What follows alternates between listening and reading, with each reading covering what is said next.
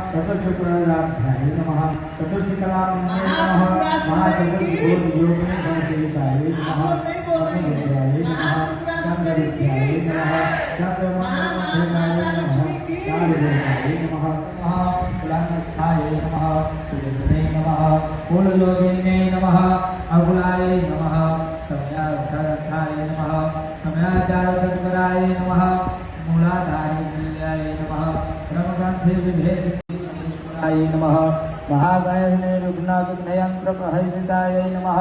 घण्टासुरमुक्तादर्शनप्रत्यक्षवासन्ये नमः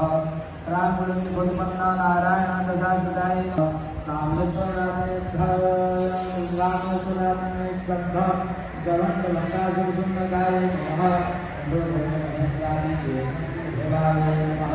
हरिनेत्राग्निगन्धः कामसंविमोदधे नमः पुनर्भागवताय नमः अठारवडित्रयतमधूतस्वरूपिणे नमः शक्तिपूर्णैकात्म्य